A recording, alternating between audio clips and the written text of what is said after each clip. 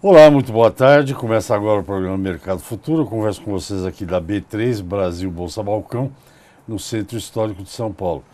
E eu tenho uma pequena novidade, não é novidade, mas é nova porque é a primeira vez que eu estou falando aqui no programa.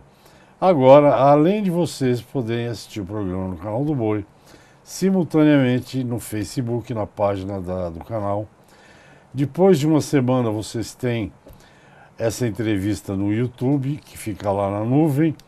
Agora, ao mesmo tempo que vocês assistem na TV ou no Facebook, o canal do Boi está fazendo parte da rede, né, das TVs, da NET e também da Claro TV. Se você tem NET ou Claro TV, acho que é canal... você procura aí, eu não me lembro. Alguém me falou um número, mas me passou aqui, eu não marquei. Tá lá o dia inteiro, de noite, tá tudo lá marcadinho para vocês. Bem, o programa de hoje é sobre... Nós estamos entrando na safra 2018-2019, num ano bastante complicado no Brasil e no exterior. Aqui no Brasil nós temos eleições gerais e restritas, nada definido, ninguém sabe o que vai acontecer, nem dá para adivinhar. Insegurança jurídica na questão dos fretes dos caminhões, alta de custos, o real se desvalorizando em relação ao dólar. Enfim, eu não diria que é a tempestade perfeita, mas tá com a cara de tempestade, viu? O frio também já está indo embora, acho que já vamos começar a curtir aí um calorzinho. Eu, pessoalmente, estou achando que essa entrada de safra 2018-2019 vai exigir muita atenção. Mas quem é do ramo e analisa essas coisas todas muito bem é que vai explicar para vocês. Trata-se do analista da MV Agro, que vocês já conhecem e gostam quando ele vem aqui, César de Castro Alves.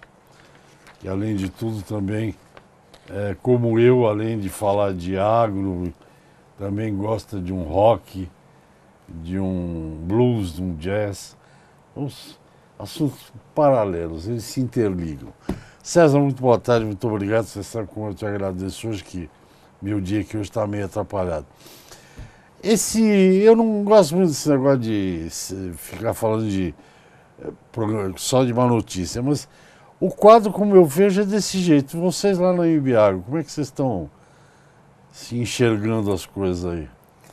Olha, nós estamos preocupados, Hash. Dá um ano bem difícil, né? Acho que a primeira coisa frustrante aí foi o PIB, né? No começo do ano a gente tinha uma expectativa de que o ano seria um pouco melhor. Os números vieram muito fracos já no primeiro tri. Veio um banho de água fria aí na economia. A gente reviu as expectativas de possível melhora do consumo para o segundo semestre. Isso não vai ocorrer. O processo eleitoral muito confuso, isso já era esperado, juntou com a coisa externa, que está muito tenso, né? Primeiro essa coisa de guerra comercial e a própria apreciação do dólar, né? Subiu demais praticamente na cara aqui, isso colocou pressão nos grãos, juntou com quebra de safra, né? A safrinha foi pior, a gente teve muito problema no Paraná, Mato Grosso do Sul, a safra de milho foi menor do que esperada, então os grãos subiram, colocou uma baita pressão no setor de carnes, e aí no final de junho nós tivemos a greve dos caminhoneiros que pegou os últimos preços que ainda estavam deitados e subiu tudo na pancada, né? Alguns não voltaram, porque estava no pico da entre-safra, caso do leite, caso do frango, que já estava reduzindo a oferta.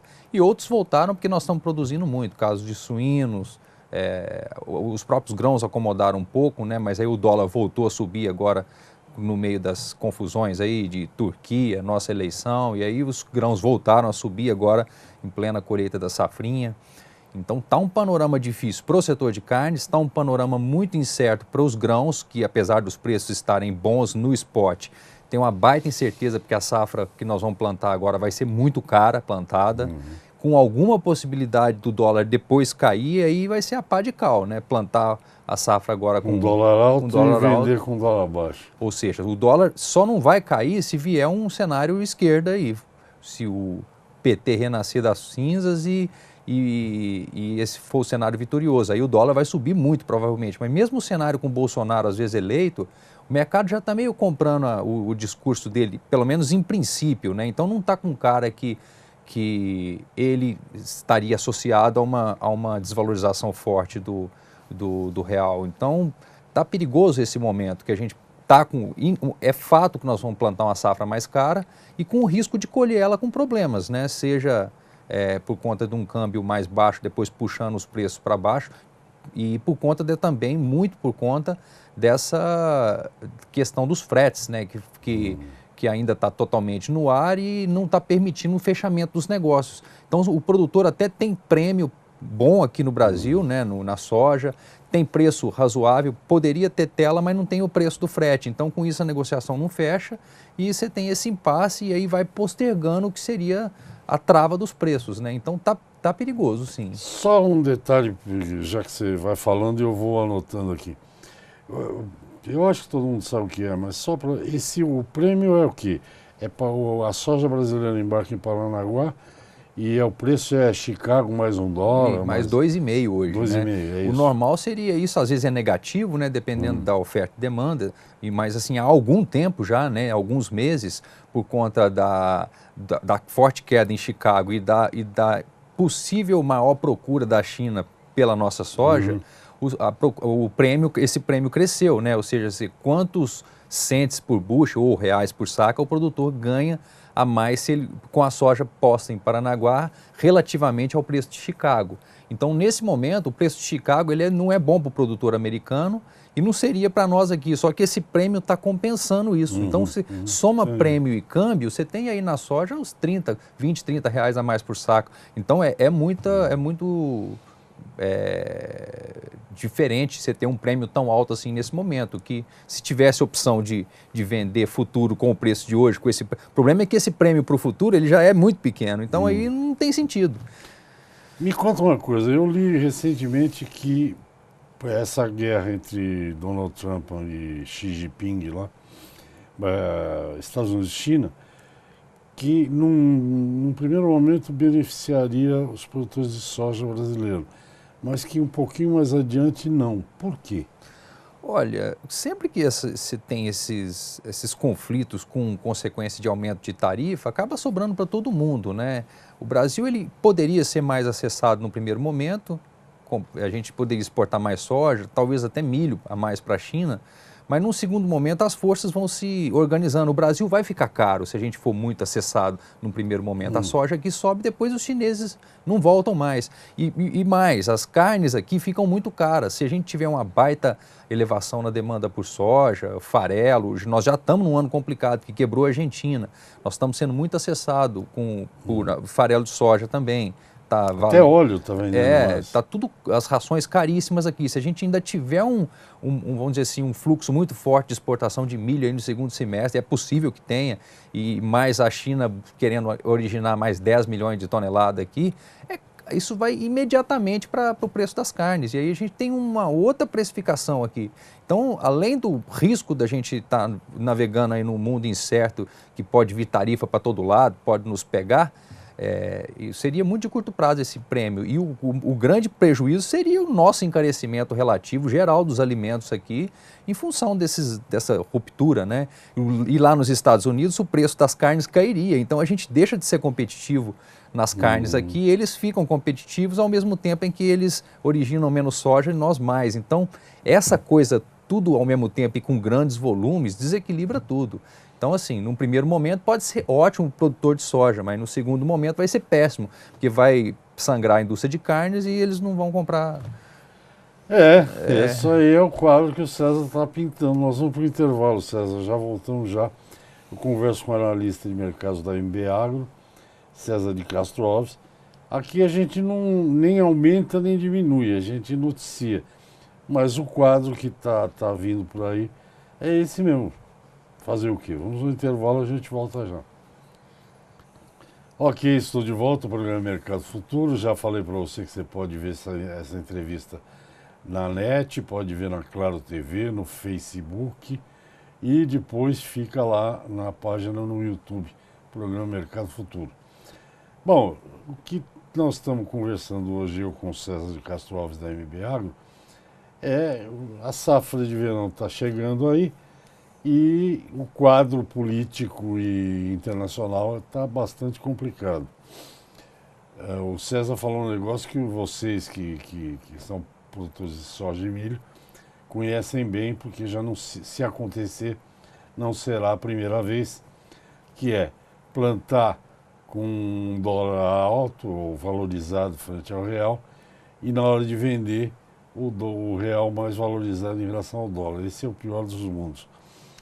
Ainda falando na questão de China, o presidente americano, ele, por exemplo, ele tirou o governo dos Estados Unidos da OIC, da Organização Internacional do Café.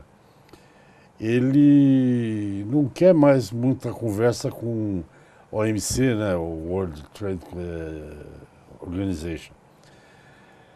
E isso tudo, por exemplo, provocou até que na semana passada a União Europeia está com uma proposta de modernizar o OMC, né? Eu li isso em algum lugar. Essa encrenca internacional, eu tenho a impressão que os acordos internacionais são tão difíceis de ser organizados, e o Trump está fazendo no comércio global, na minha opinião, o que a greve dos caminhoneiros fez para o agronegócio. Está chacoalhando tudo, bagunçando. É isso mesmo? É, mais ou menos, né? Assim, tem várias coisas aí, né? A primeira coisa é que ele está fazendo um governo, o Trump, bastante, vamos dizer assim, no mínimo exótico, né? Ele está mexendo em várias coisas que têm consequências de longo prazo bastante questionáveis, né? Essa coisa das tarifas, da guerra comercial com a China, isso desconstrói relações que eles demoraram muito para construir. Por outro lado, a economia americana está super bem, está crescendo bem, ainda a inflação ainda não está vindo muito fortemente. Então o Trump ele tem tido assim, um ambiente bastante positivo do ponto de vista de crescimento. Do ponto de vista político, nem tanto, né? Mas do ponto de vista de crescimento, a verdade é que ele está com a casa, o consumo fortíssimo interno. Então, ele quer aproveitar esse momento aí e tentar capitalizar mais ainda, né, a situação, aproveitar a economia, dizer que isso é um bom momento derivado dele e para fazer essas grandes reformas que ele considera importante. A coisa da desoneração tributária foi muito expressiva lá, isso deu um gás adicional na economia. Está todo mundo feliz e alegre, contente. Mas tem muitas coisas assim, contraditórias, né? Que nem o eleitor americano, o produtor rural do meio oeste, que foi quem ajudou muito a eleger ele, é quem é diretamente afetado por essa política de encrenca com a China, né? Porque se os Estados Unidos exportam menos soja, mesmo carne suína, que também o comércio está totalmente com riscos, né, de diminuir, seja para o México, que é o principal comprador, seja para a China também, que já tem que estar comprando menos, tudo isso acaba desestruturando a economia americana no longo prazo, mas no curto prazo está indo muito bem. Então a verdade é essa. Então o mundo não está entendendo se o Trump está é séria essa coisa da confusão com a China e isso não vai ser negociado e essas tarifas vão se manter, ou se eles vão chegar a algum acordo mais adiante aí, e aí tudo isso acalmaria e aí a coisa volta para o normal. Tinha um líder, que aliás é mineiro como você, que era um líder do setor de café, que o apelido dele no meio aí era Leão da Metro. Sabe quem eu estou falando? Não vou falar. Não sei, não faço ideia. Não, porque chegava na reunião, é defensor do produtor, né? Chegava em reunião de qualquer fórum do café, ele chegava, uau! E depois amansava. É o Leão da Metro, dava uma rugida e depois... No caso, eu estou completando o que você falou. No caso da tarifa de aço, o Trump deu uma de Leão da Metro, né? Porque ele abaixou bem a bola. Né? Para alguns ele recuou, outros nem tanto, né? Acho que no caso do México eles ainda mantiveram a sobretaxa. E os mexicanos retalharam imediatamente com 25% de tarifa na carne suína. E o mercado de suínos americano desmontou, literalmente. É o principal cliente. No curto prazo, a indústria frigorífica de carne suína americana está ganhando muito dinheiro, porque o animal caiu e a carne não caiu tanto. Então, esses desequilíbrios, eles alteram muitas relações de força, né? Então, desestrutura. Muitas empresas americanas reportaram agora grandes problemas nos seus balanços decorrentes da alteração tributária. Isso aqui no Brasil, né? As empresas, as trades. E lá nos Estados Unidos, outras tiveram prêmio grande no balanço. Então, é muito... Bom, ninguém melhor do que Donald Trump para saber que there is no free lunch, né? Não tem almoço grátis, né? Sem Ele dúvida. está fazendo essas coisas aí, alguém vai pagar a conta, se não for ele mesmo. Sim. O que eu ouço falar sobre a safra de soja brasileira 2018-2019 é real? Não está tendo negócio por causa desse negócio do frete? Ninguém está fechando negócio? Não tá, Hash. E não só de soja, de milho, safrinha também, né? O que não foi comercializado. Tem Tá ficando onde? Vai ficar no armazém? Olha, vai complicar. Nós temos provavelmente uma demanda de exportação grande, né? Esse milho vai sair, mas o problema são os negócios futuros, né? Ou seja, a soja que vai começar a ser plantada agora, o milho primeira safra.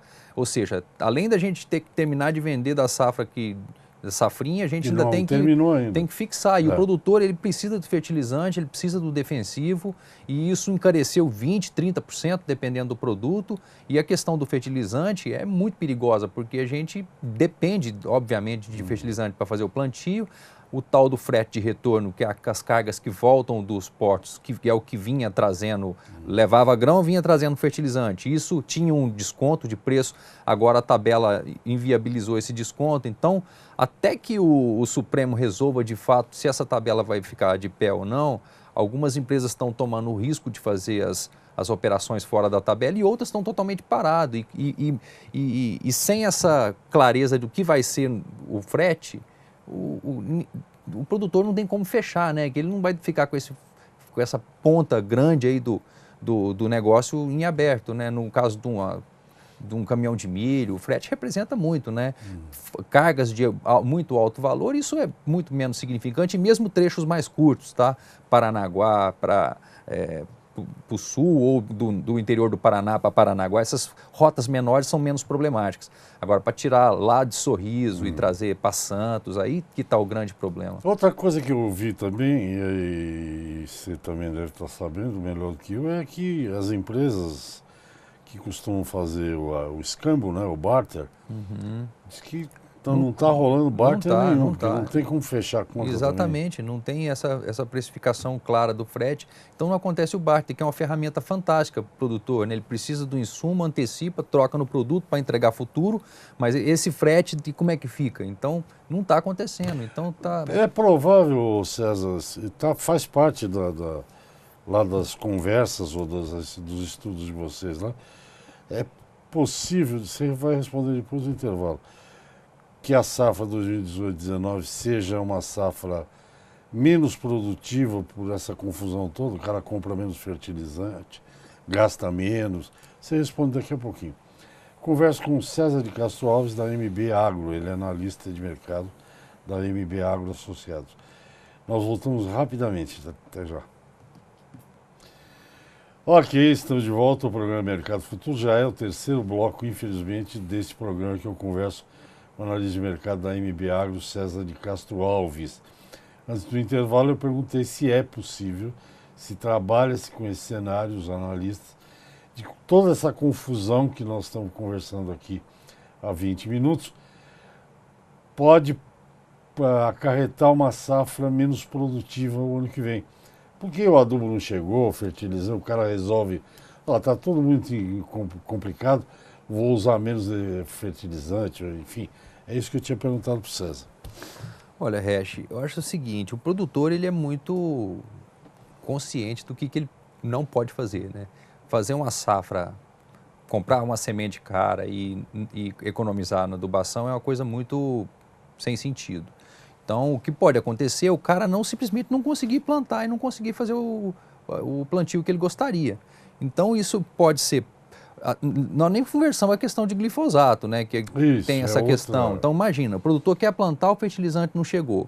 O que tem está 30% mais caro. O defensivo já subiu de qualquer jeito, isso é inevitável, é o dólar também.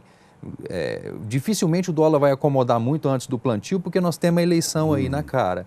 E ainda tem essa questão do glifosato, então tem possibilidade sim de uma redução tecnológica. E o fato é que se pegar a conta hoje, né, o que pode sobrar da safra de soja para o produtor, é muito menos do que sobrou nessa safra. Então ele já começa desanimado, com essa coisa dos fretes também em aberto. Então pode sim ter uma safra menor por menor uso de tecnologia. Sem falar em clima, que nós nem conversamos também.